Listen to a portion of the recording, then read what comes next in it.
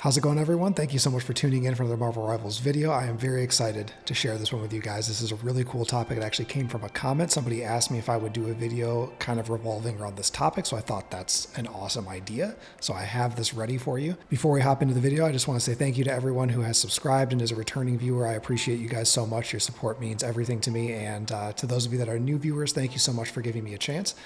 Just so you know, my wife told me I could game more if I make a gaming channel, so that's what I'm doing. So every subscription helps a married guy game more. This is very important. So hit that subscribe, hit the like, and feel free to comment on these videos. Let me know what you think. These are just my opinions that I'm sharing, and I would love to hear your opinions as well, because we all have different experiences in this game based on team compositions, based on our rank level, based on our teammates. So this is just, you know, kind of like a revolving topic. There's no real right or wrong for how people feel about different heroes or game style or how the game plays out for them. So I would love to hear your thoughts. So throw me a comment on this video and let me know what you think about what I'm about to talk about. So the comment that came through was a question about talking about heroes that have high skill ceilings versus low skill ceilings. And this is kind of like a relative concept. I feel like there are some that would clearly have a higher skill ceiling than others, but I do feel it is kind of relative because it depends on your skill level as a gamer, right? The thing that's really important about understanding what heroes have high skill ceilings is that you need to think about how much time you're going to invest into learning that character. And now not everybody can game all day. I certainly can't. I'm married. I have a toddler. Okay, so my time is limited. And as a result, there are certain healers, or not healers, there are just certain heroes in general that have such high skill ceilings that honestly, for me personally, I can say I'm not even going to bother playing that hero because I don't have the time to put in, 70 hours on Spider-Man. Right? I just don't. And I'm not interested. So I think this is really important to look at and have a visualization of this, because there are some heroes that are very powerful, that are very strong, that are going to do super well for you, that you don't have to spend a lot of time on. Like, just because a hero has a high skill ceiling, it doesn't mean that they're the best. It just means that there's a little bit more potential to them, a little bit more flexibility maybe in how you play them. So what I've done here, in my opinion, is just separate the heroes so far. So we can take a look and see which ones I think have high skill ceilings, and we can kind of talk about them a little bit. And then I made a little row at the top, the most balanced for time and skill ceiling. Now this would be heroes that I think you don't have to put a ton of time in to really get the value, because like I said, we don't all have 70 hours to invest in Spider-Man and then another 60 hours to invest in Psylocke as our secondary. You know what I mean? So I just think it's good to understand this. For the high ceiling Vanguards, Emma's here, and there's going to be a difference in gameplay that you're going to see, right? I just want to say this first. So it's not hard to get good at Emma, but what you'll notice with the higher skill ceiling is you'll notice like a difference in how the play style looks and feels.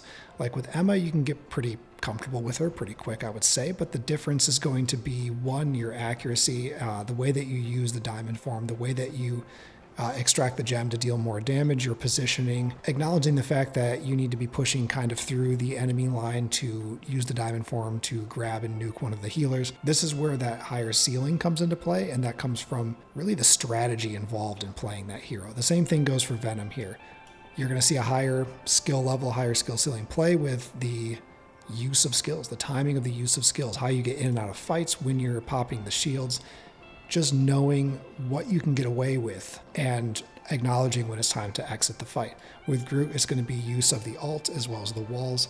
Magneto, that higher skill ceiling is going to come with understanding when to use the bubble shield, who to use the bubble shield on, and also using your shields and your ult to cancel or block enemy ults or healing ults. You can cancel them with his ult. So that's like a very high level gameplay with Magneto. You have to just be hyper aware of everything that your team is doing to effectively use those bubble shields, because it can totally change the game. With Thing, it's going to feel a little bit similar to Venom and also a little bit similar to Thor here too. It's just going to be acknowledging how far you can push into that enemy line and when you have to come back, and how much damage you can do, also managing skill use so that you are taking away movement capabilities from the right enemy heroes, so that you can allow your team to have a little bit more of a flexibility in how they're holding the line or who's pushing forward or when is a good time to make a dive. So I think both of them kind of function in the same way. I know some people don't think that Thor is like that good right now, but a very smart, very aware Thor that has good use of skills and good timing and management of when they're using their skills is devastating. Thor can be extremely powerful. For the high ceiling duelists, Moon Knight I've got here, and these aren't in any particular order. It's just how I place them in here. Moon Knight I've got here. Again, kind of like Emma, you can get comfortable with him pretty quick, but that higher skill ceiling you're going to see with like positioning, use of the Ankhs that aren't just like spamming it like just to deal damage randomly. It's going to be more used in a more strategic manner, using it to counter divers because it does send them airborne for a quick second. It takes away some of their movement potential. It allows you to counter Spider-Man. Spider-Man dives in, you throw an Ankh at his feet, it bounces him up in the air, cancels his skill animations, he can't move for a second, he can't use his web, and then you can just nuke him. So there are things like that with Moon Knight that make him very powerful. He's got great movement capabilities as well, but it takes a lot of time to really master that movement and also master that positioning. Positioning is going to be key for Torch here as well. Really all the flyers, this statement will work for all three of these. It takes time to learn how to position on every map. Skill use, skill management is a big deal. Also how you time your ults with other people's ults.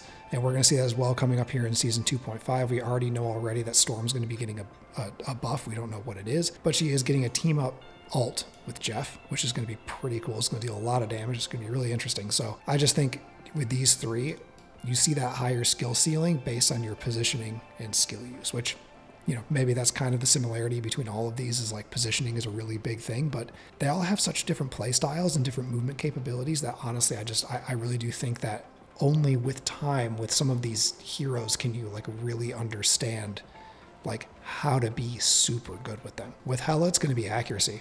You know, with these two specifically, it's going to be accuracy. There's a high skill ceiling for that. You don't have a lot of room for error. You know, like with these three here, let's say, I haven't played a Storm. I don't think she has AoE on her main attack, but these three do. So it's a little bit more forgiving. Like you can just shoot the ground. You can shoot the ground. Here you can just shoot the Ankh. You don't have to be hitting a moving target. But with Hela, you don't have that luxury. You have to be accurate. If you're not accurate, you're not going to play well. So this takes a lot of practice, especially learning her positioning and how to use her movement capabilities. Same goes for Hawkeye. Same goes for Black Widow as well. I didn't add her into here. You could argue she has a high skill ceiling because it's kind of tough to be good with her. But I don't really view her like too high. You're only doing a few things with her. Like, yes, you have to be accurate, but you can scope in. It's not as hard. I just don't think that she is like in the same. I think it's harder to use Hawkeye. Not harder to use Hawkeye. It's harder to be like super good with Hawkeye than it would be to be with Black Widow. My opinion. Let's tackle Black Panther here, and honestly, let's just include him and Psylocke here. With them, it's just going to be about how sneaky you can be. You need to learn how to really maneuver on the bat, and you really need to learn when you can go in for your dives. Timing with them is everything. There's not a lot of forgiveness for making a mistake with these two. So really learning each map, all the pathways you can take, how to get behind the enemy line, and then also how to land your skill combos. It takes time. It takes a lot of time. High skill ceiling for Star-Lord as well. He's just extremely, extremely good. But his skill use, the way that his kit works, his super high mobility, it takes time to learn that. You have to spend a lot of time learning how to dash and then correct your aim and do your dodging movements, and then also how to time your ult appropriately so you're not wasting your ult on like a rocket ult or a Luna ult or an Invis ult or something like that. You need to learn how to bait ults out and how to be patient. Very high skill ceiling for him, but you can get some quick value from him. He is quite powerful even at just like a feeling comfortable level. Mr. Fantastic, I put in here as well. He's been getting a lot more love lately. He is very good. I think his capabilities kind of went unnoticed, but with him, that high skill ceiling comes from understanding when and how to use all of his skills, when to apply shields, how to apply shields to your teammates, how to cleave with the main attack. He can hit multiple targets at once by sweeping. He just has a very high potential, but it's going to take time to really get comfortable with that. I am starting to get very comfortable with him, and I'm starting to really acknowledge like when I'm using skills correctly and when I may have like made a mistake or I shouldn't have used that skill specifically at that point in time. He is very, very good, and if you can spend the time on him right now, I think that's definitely a hero that's worth it. Iron Fist as well, somewhat of a complicated kit. It's just going to take a lot of time to learn how to really utilize him in an effective way, as well as landing all of your punches and understanding how to get in and out of the fights effectively so you're not getting cornered or taken out by the enemy team deciding that they all need to turn around and focus you. So definitely a high skill ceiling with him. Wolverine as well, very, very phenomenal hero. It's going to take time. All these, like for these duelists, you know, it just comes down to like really understanding, and this, I can say this for Magic as well, it comes down to understanding like when you can engage, because you can't just like always be shooting. You can't always be like peeking up over the tanks or like pushing the front line or like running into the enemy team trying to deal damage. You have to really like pay attention to your opportunities. Being opportunistic is key with you know, really every hero in the game, let's just say, but I would say that you just really have to be careful with the duelists because they are a little bit squishy. I didn't realize I had Hulk down here. He needs to go up here. Hulk has a high skill ceiling. I didn't put these in the right place either. Hulk has a high skill ceiling also, and you're going to see that with his movement, learning how to jump in and out, dive to the back line, and come back as well. That's where you're really going to see that with him, as well as the use of the Gamma Shield, him hopping back to the Strategist to bubble up on everyone, keep them protected during dive scenarios. That comes with a hyper awareness and also, you know, the ability to time your skills appropriately and make sure you have them available. Winter Soldier, if you are accurate, again, this is a phenomenal pick. Okay, he's going to be very, very, very strong. He will be a great attribute to your team, as well as, you know, a detriment to the enemy team. If you're good with the ult and you're good at getting headshots and taking out the enemy team, it's very powerful. Namor as well.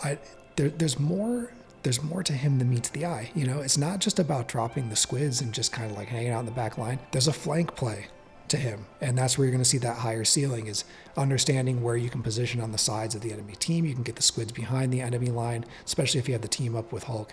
He can just be incredibly effective. For the high ceiling strategists, Loki just takes a lot of time to learn his kit. He can do so much, and being able to move around and make it super hard to take you out can make him extremely effective. And there's just a lot of things that you can do with this kit as well, because you can copy a hero entirely and take over their skill sets for a little bit. So to really be a good Loki, you need to understand a lot of other heroes in the game well enough that you can swap to them and then effectively use their skills right away. Because if you're going to swap to, let's say, Luna, then you want to make sure you're getting a freeze out. You want to make sure that you're using the ult correctly and you understand how to use the ult to swap between healing and damage, buffing, and then also maybe get some more freeze out. You want to be accurate so you can get some damage in as well. Luna, you got to be accurate with her.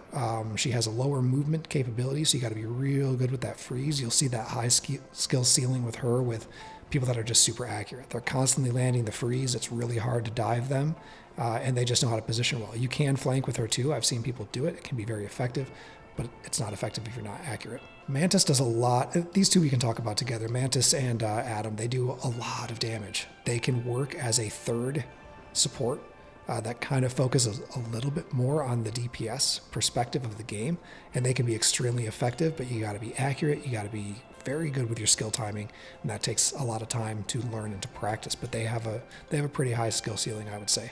Jeff as well. Jeff still flies under the radar, but we know he's about to get a buff here. We don't know what that's going to look like. He's getting a new team up, and with the changes that come to him, I just find that I feel like he's going to be a little bit more relevant. So I am throwing him up here kind of in advance of 2.5, expecting him to be better.